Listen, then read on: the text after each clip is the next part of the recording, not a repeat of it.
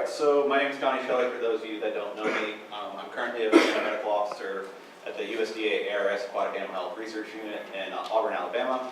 So you may be wondering why I'm up here speaking about ornamental fish. Prior to my current position, I did work as an aquaculture veterinarian for one of the largest ornamental fish farms in the country out of Florida. That's where I worked alongside my co-author on this talk, Dr. Yanong from the University of Florida's Tropical Aquaculture Laboratory. So just a little history on ornamental aquaculture in the U.S. It did begin in Florida in the 1930s, and this is primarily due to the ideal weather conditions and water conditions, as well as transport hubs. Singapore is the world's largest exporter of tropical fish, whereas in the U.S., Florida is the leading producer. There was a major expansion of Florida aquaculture in the 1970s, and Florida aquaculture products now bring in about 100 million in sales annually, with half of this revenue coming from tropical fish, which accounts for about 95% of the nation's total. So there are about 4,000 species that are kept in aquaria, but only about 100 of these are kept commonly. Greater than 80% of these that are sold in the U.S. are actually captive reared, which is great. Unfortunately, the opposite is true for marine fish, but there have been some gains in this area. Tropical fish can range in price from anywhere from a couple dollars for a tetra to thousands of dollars for a koi. So some of the emerging, or really some of the re-emerging diseases I'm going to talk about of concern include a couple parasites, a couple bacteria, as well as a few viruses. So the first disease I'd like to talk about is Spironucleosis. This really came to the forefront in the 1980s. We've now identified at least 5 species of Spironucleus, with only 2 of those being found in freshwater fish. Spironucleus vortens is the one that's most commonly associated with ornamental fish. It is a single-celled parasite, can be found in the intestines of both healthy and sick fish. It can be ovoid to pear-shaped in appearance. It reproduces by binary fission, so you may see this more ovoid appearance when it's reproducing. It's most easily seen in areas where the intestinal mucosa is broken. It's often concentrated in the mid to posterior areas of the intestine, and it's best viewed at 200 to 400 magnification.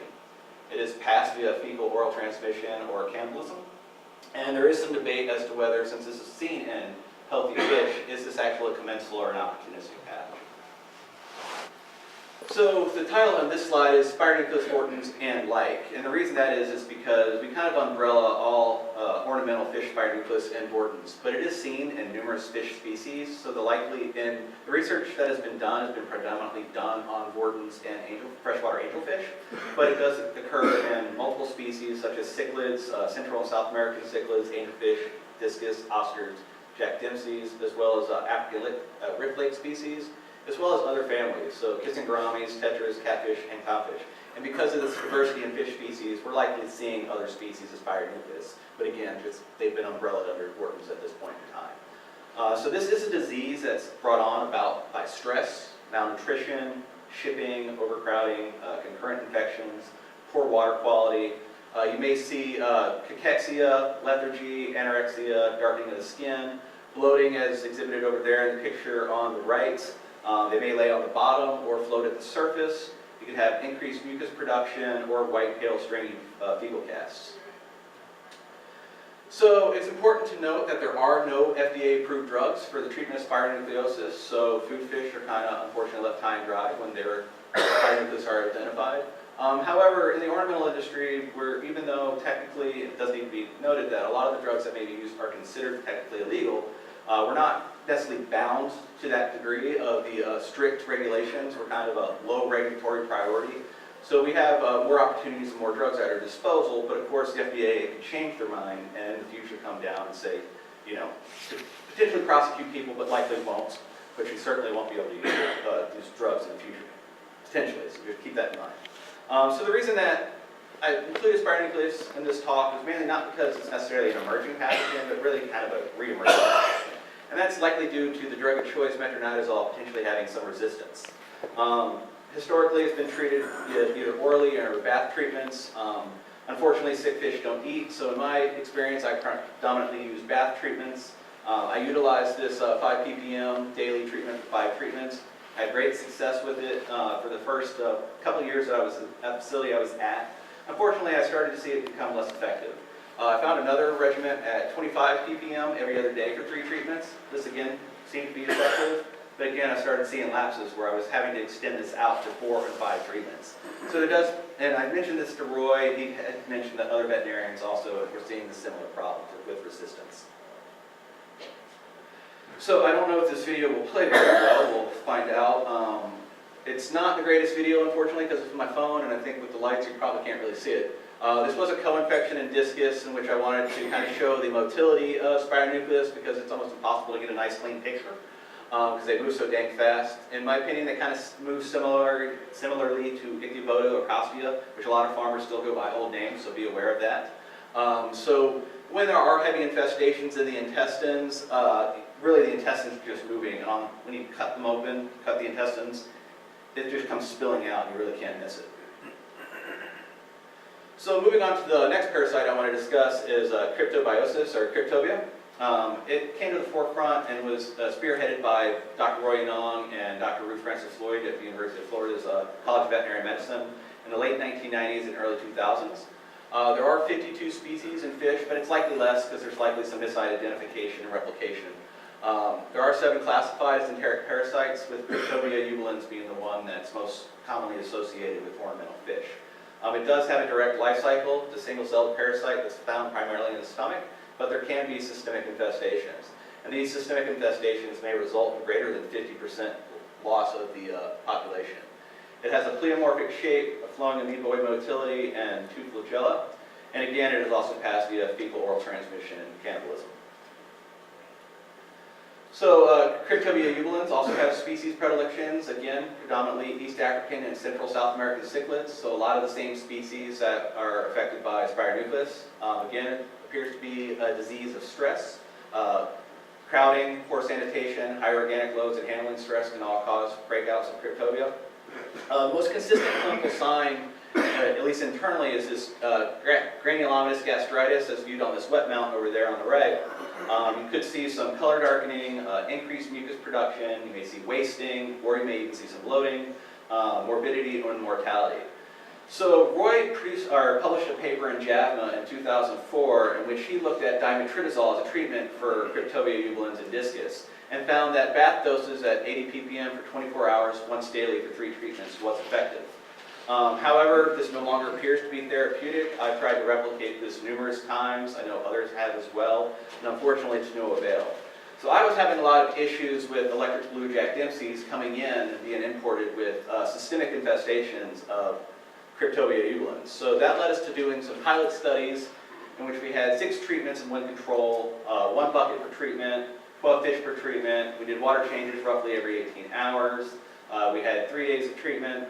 And we looked at albendazole at 2 dosages, ativaquone at 1 dose, dimetridazole at twice the original dose, and panazeral at 2 dosages. So the fish were then euthanized at the end of the treatment regimen. End of the treatment regimen, they were scored as either being 0, having no parasites, 1 light, 2 moderate, or 3 heavy.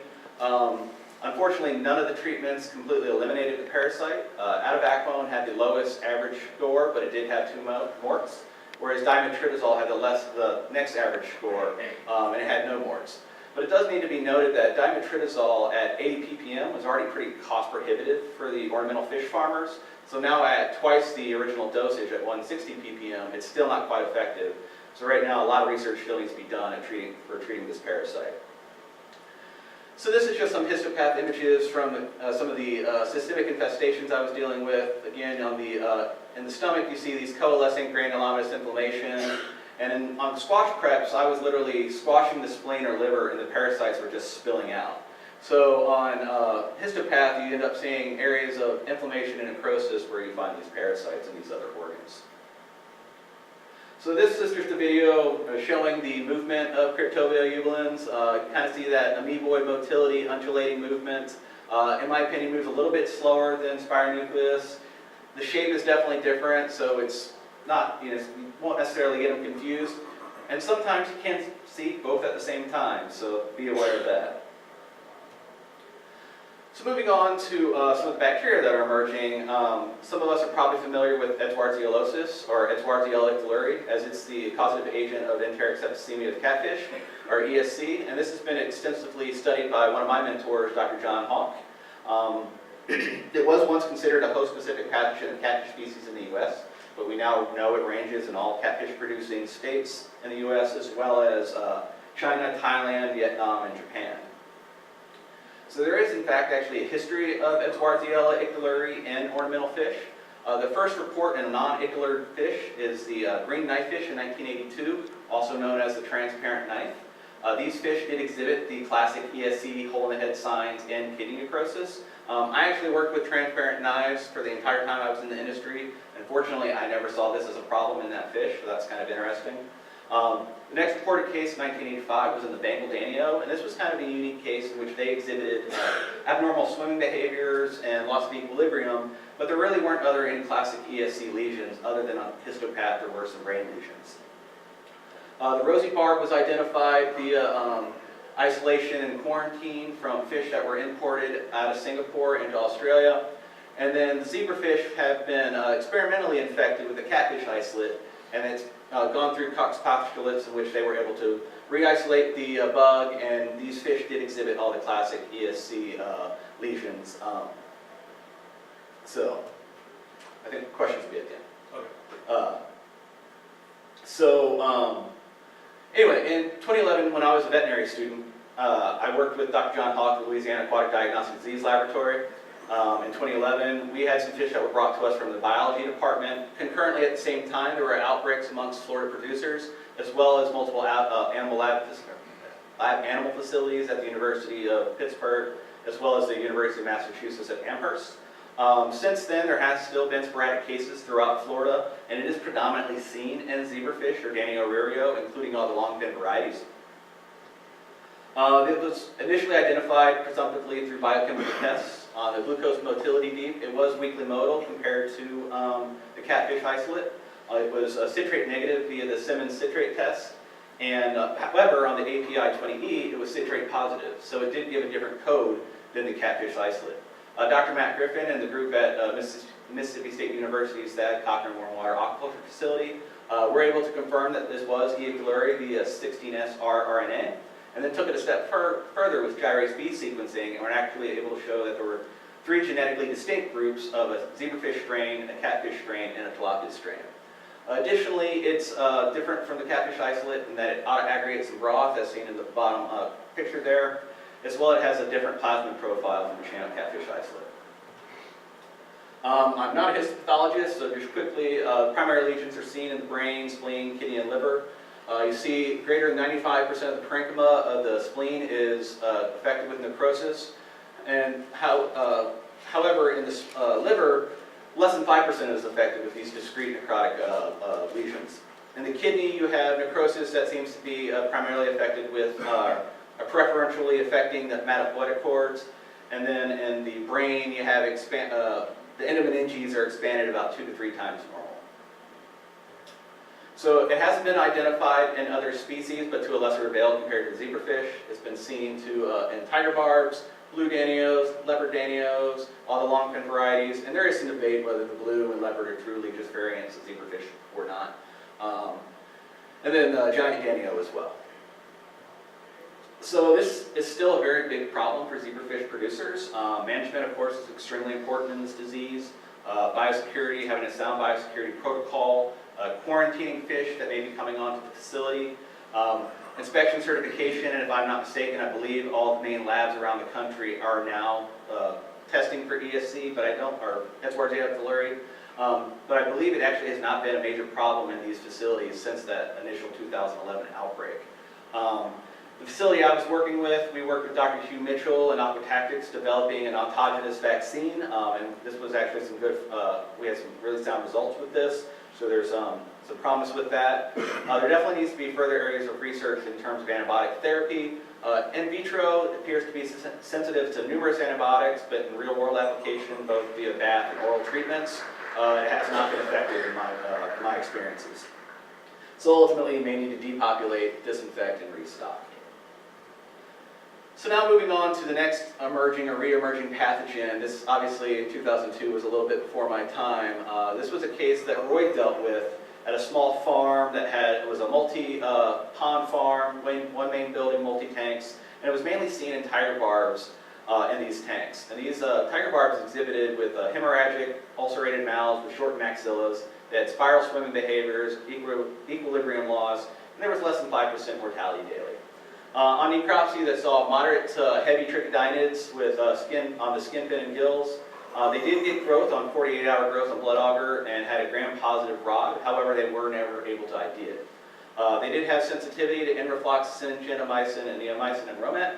However, when treating this disease, it seemed to decrease the spread of it, but they weren't able to actually cure those that were clinically effective.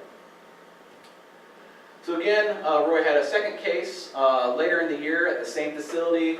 Same fish were affected, same clinical signs. Again, a gram-positive rod was isolated. And then there on the right there, you can see there's a histological slide of a head lesion. You can see all those gram-stained, gram-positive rods.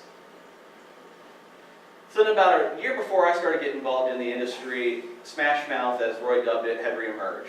I was told about this when I started, and finally when some fish were brought in and coming into the facility from other farmers that this facility supported, I started going down the rabbit hole to try to figure out what this issue was. We were primarily seeing it in cellar and breeder age fish, primarily in cyprinid barbs, tiger barbs, cherry barbs, rosy barbs, as well as a plethora of tetras or characterize. We were seeing single to double-digit daily mortality at 1 to 3%, which seems low, but then when you add up the cumulative effect of daily mortality, this was quite frustrating for the ornamental fish producers. Again, the clinical sign that was most commonly seen was this ulcerative stomatitis. You could have also had lethargy, hovering the water column, dropsy, hemorrhage of the fins, hemorrhagic and ulcerative skin lesions, as well as dorsal swelling. So then when working with Roy in the tropical aquaculture lab and the advances in diagnostics, we came up with the diagnosis of erysipelathrix rhusiopathy, which we do know is a gram-positive slender rod. It is found and carried up to by 50% of the domesticated swine, as well as it's been detected in environmental samples, mammals, as well as marine mammals, and on fish mucosal, or the skin of fish mucus. Sorry, fish mucosal skin. So erysipelathrix is an economically important disease in the swine industry. It can also affect turkeys, sheep, and rarely humans. You can have acute, subacute, or chronic presentations. You can have these rhomboid skin lesions as seen in this dolphin here, as well as this pig. Or you may have arthritis and endocarditis, at least in mammals. So the infections in fish, again, as I mentioned, were primarily seen in characins or tetras and cyprinid barbs. There was low to moderate mortality, mainly correlating with handling stress from breeding, harvesting, or shipping. And there was this ulcerative stomatitis that to some degree did resemble columnaris disease. So it's my hypothesis that this didn't necessarily disappear for 10 years, it's just farmers didn't know what they were dealing with. Columnaris is one of the top diseases in the ornamental industry, so I have a feeling farmers were treating it as such, whether it was with diquat or oxytetracycline, and when they had losses, they just chalked it up to losses due to columnaris. So antibiotic therapy, again, appears to decrease the spread of the disease, but it does not seem to cure those that are clinically affected. And I had limited success with erythromycin, tetracycline, and doxycycline. So not surprisingly, on the histological findings, because of this mouth rot, you had a general necrotizing dermatitis, myositis, and cellulitis of the face, with an abundance of intralesional gram-positive bacterial colonies.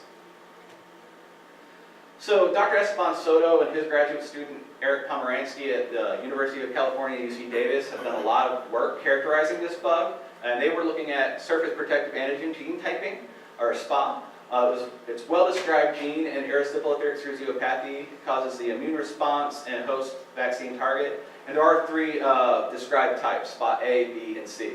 Most swine isolates are SPA A, and utilizing RET-PCR and gyrase B, they were able to show that the pathogenic isolates from these fish were all SPA C. So with the paper that's going to be coming out hopefully in the next year, Eric and Esteban have shown that this erysipelathrix infecting fish is genetically distinct from erysipelathrix rhusiopathy. They have done challenges in which they vaccinated fish with the commercially available swine vaccines, which are all spot A. And so not surprisingly, they offered no protection when challenging the spot C isolate. They also did challenges looking at aerosyphilitic strains that were spot A, B, and C, and not surprisingly, the spot C isolates were more virulent. The hope is eventually there'll be a vaccine development utilizing a spot C recombinant vaccine. And I have the aerosyphilics highlighted there mainly because with this new paper they have proposed a new species name, and that is Aerosyphilitrix piscicarius, which I believe means fish assassin. So moving on, so this is a case that I got a call about in 2014 about some koi that had been brought onto the facility. They had been imported. They had just been put down, and then, I was told something's definitely not right. So this is what I walked up on. Of course, as a budding fish veterinarian at that point in time, I see koi. First things I'm seeing are okay, cage fee, SVC. Is this something I need to be really concerned about for the facility I'm working at? So I took this picture, I sent it to Roy. Roy contacted me back. He said, you should send this to Dr. Tom Waltic at the University of Florida. I did that, and he almost immediately called me back, super, super excited. He asked if he could have these samples, and I told him, of course, we could, because we wouldn't be able to sell them. And all these fish, other than maybe the two on the standpipe, are in fact alive. So every single one of these were alive. So we ultimately euthanized them because we weren't going to be able to sell them, and Tom had plenty of samples. He was able to ID this as Cryptobia virus, or also known as koi sleepy disease. We now know that this is an emerging disease in the United States and internationally. It affects both wild and cultured common carp as well as koi. However, it's been around in Japanese koi. They've known about it since 1974. The source of the virus is unknown, but it's mainly seen in the rainy season when moving fish in from the earthen ponds into concrete vats, which the stress triggers clinical signs. The global spread is due to the international koi trade, most likely. In the United States, it has been identified in 5 states, and I actually think it's expanded beyond these 5. So, clinical signs, you may see an unresponsive lethargic fish that lays on the bottom of the tank unless the tank's disturbed. If they're disturbed, they may swim up for a short time period and they soon settle back down into an inactive state. I believe you'll see a video of this later in Dr. Jesse Sanders' talk. There are extensive erosions or hemorrhages of the skin with edema of underlying tissue. You may have inophthalmos or pale swollen gills, and the gill lesions are similar to those of KHV, so it's very important that you get a confirmatory test and diagnosis. There are no gross internal lesions, and this can be quite a devastating disease to juvenile koi at up to 100% mortality. So diagnosis is partly through history. It is believed to be a pox virus, a double-stranded DNA virus. It has not been grown in culture to this point in time. Clinical signs may include on wet mount of gills, clubbing, but it's important to know that water quality can also, and other factors can also cause clubbing of gills. On histopath, you may see hypertrophy and hyperplasia of the gill epithelium, destruction of skin and edema and underlying tissues, and often we see secondary bacterial or parasitic infestations with these fish because they're obviously just laying on the bottom in an immunocompromised state. On transmission electron microscopy, you may see these pox virus-like particles in the gill epithelium, and there is now a confirmatory test, PCR, that Tom Waltic in his lab runs out of the University of Florida. So prevention is key for this disease. Know your fish supplier, make sure they're testing for it, make sure they don't have a history of this disease. The Japanese claim that 5 parts per thousand salt is a treatment for this, but I think it's more a preventative measure in my opinion. They probably are applying it to these vats before putting fish into the vats there after moving them in. In my experience, if you have clinically affected fish and you raise the salt up to 5 parts per thousand, the fish do not get better.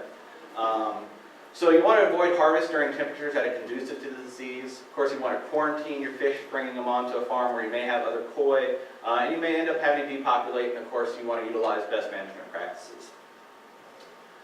So the next disease I want to talk about was initially called Goramia irridovirus disease, and that was because in 1993 it was characterized by Fraser out of Florida's Kissimmee Diagnostic Lab, and of course it primarily affected goramis of the genus Trichogaster.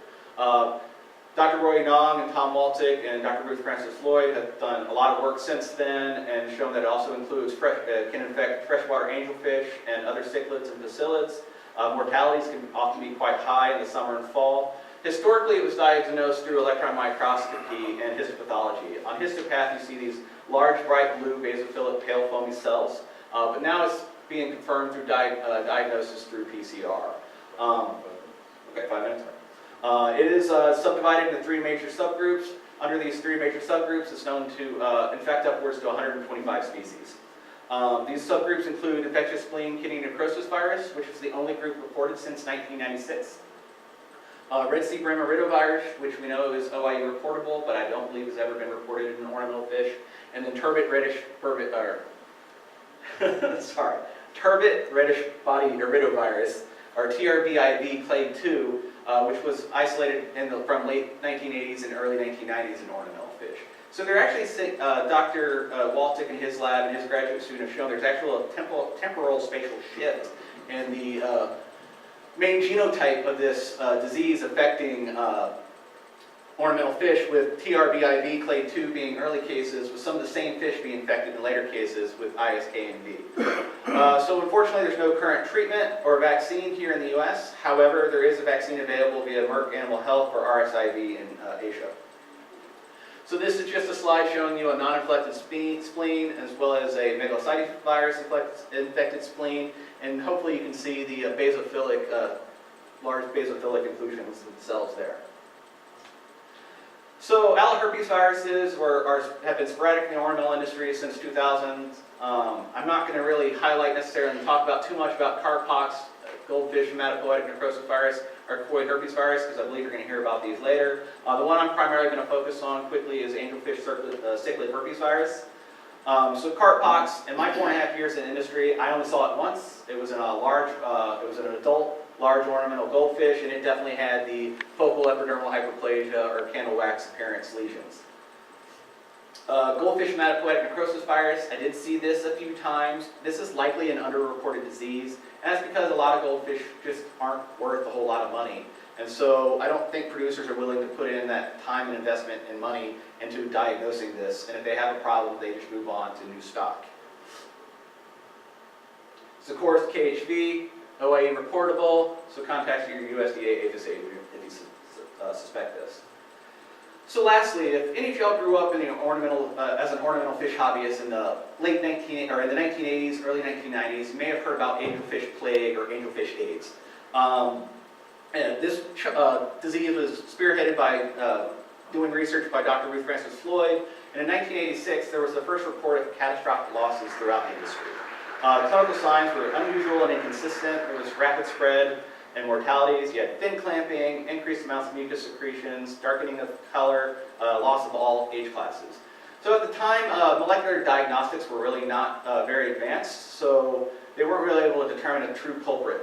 There were some potential culprits in which, potentially poor water husbandry and water quality. This is a fish that's definitely prone to temperature fluctuation stress as well as ammonia stress.